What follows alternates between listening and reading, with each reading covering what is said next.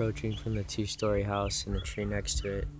He came up really slowly, so I guess they were audited for coming in all slow, like he's gonna get me. There's a jumbo. This guy's just revving his engine.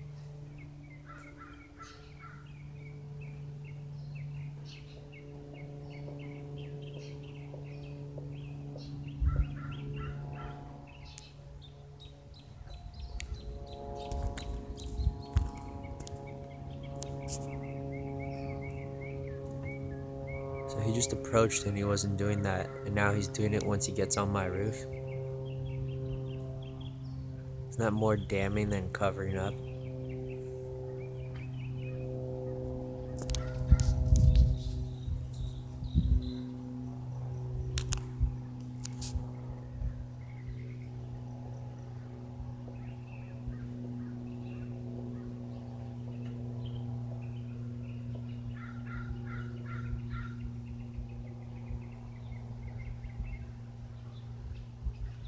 Alright, that's just one small example of stupid.